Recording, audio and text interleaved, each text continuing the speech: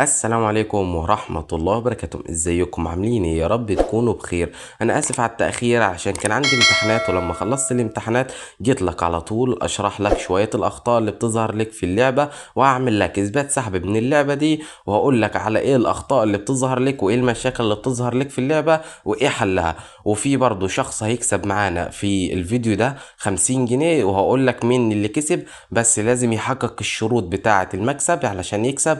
في شروط علشان ما ميزت شخص عن اخر، يعني عشان في ناس بتخش تكلمني وبتقول لي مش معنى انت ما كسبتنيش ده جاي لي انا بقى. فطبعا في شروط لازم تحققها، وعشان تعرف الشروط دي فاسمع الفيديو لحد الاخر عشان تعرف ايه هي الشروط دي، علشان انا هقول لك الشروط في اخر الفيديو.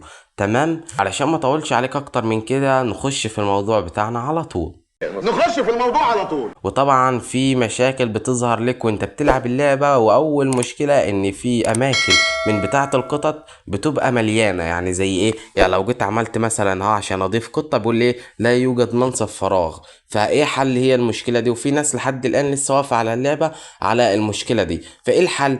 الحل سهل جدا. اول حاجة انت بتضغط على اي قطة انت مش عايزها. شوف انت اي قطة انت مش عايزها من القطط اللي موجودة، يعني ما بتلعبهاش، زي مثلا القطه اللي بتدانيك ضغط عليها بتسحبها فهي بتسحب معاك، وهتيجي عند حاجه اسمها المنفى تحت دي وتضغط عليها وتجيبها لحد عليها كده وتسيبها على طول. انت بتبدلها، بتعمل نظام تبديل وبيكسبك بدلها اللي هي العمله دي، اللي هي العمله بتاعت القطه، بتعمل بالتاكيد. وكده في مكانها فضلك تقدر تحط في قطه وتبدا تلعب تاني.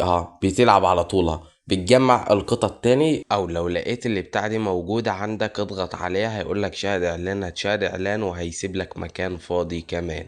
تمام، وهي دي كانت المشكلة اللي بتواجه كل الناس، فانا قلت لك في الفيديو ده وحلتها لك.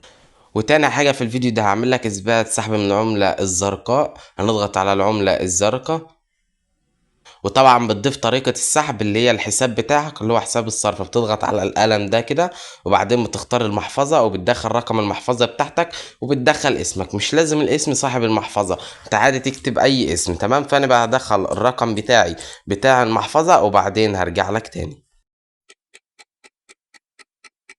وبعد ما دخلت الرقم بتاع الحساب بتاعه والاسم، بتدخل اي اسم، مش لازم الاسم بتاع صاحب الرقم. تمام، هنعمل بالتأكيد، وبعدين هنعمل يسحب،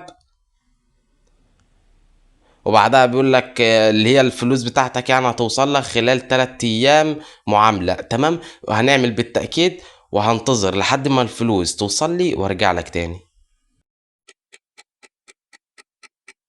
وبعد انتظار لمدة يومين لقيت السحب وصل ليا. تعال نخش ونشوفه كده. هنضغط على العملة الزرقاء، بعدها هنضغط على الكتاب اللي في الأعلى ده، هنلاقي فوق المبلغ هتلاقي كلمة نجاح كده. يعني ايه؟ وصل ليا الفلوس، وهي وصلت ليا، وجات لي رسالة من فودافون كاش ان تم ايداع مبلغ 126 جنيه في حسابك. تمام، في برضو ملحوظة لازم تكون عارفها لو هتشتغل على اللعبة دي. ايه هي الملحوظة؟ اول ما انت تخش على المستوى رقم 59، اللي هو فين المستوى ده؟ اللي هو تحت الصورة بتاعتك ده المستوى. وبعد ما تجيب المستوى رقم 59 هترجع تاني للمستوى رقم 1. فانت هتيجي تقول لي ده اللعبة نصبت علينا وما جبناش المستوى 60 عشان نعرف نسحب العملة الخضراء وكده. اقول لك لا، هي ما نصبتش. هي لما ترجعك للمستوى واحد تاني فهيظهر لك ايقونات جديدة في ريح ايقونة الدعوة هنا تحتها على طول. هيظهر لك ايقونات جديدة، يعني ايقونات مسابقة، هيظهر لك حاجات جديدة جامدة من الاخر كده. تمام، وهي دي كانت الملحوظة. ودلوقتي هنخش على شروط المسابقة. أول شرط من شروط المسابقة إنك تكون مشترك في القناة. تاني شرط إنك تكون عامل لايك للفيديو.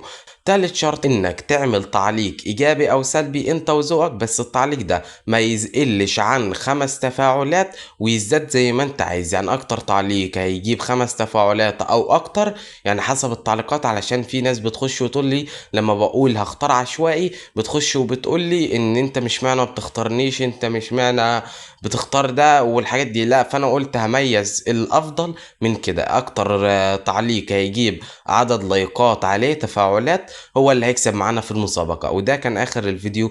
فما تنساش تدعمنا باللايك وتشترك في القناة وتفعل زر الجرس وتصلي على سيدنا محمد في التعليقات. وبالتوفيق للجميع، سلام.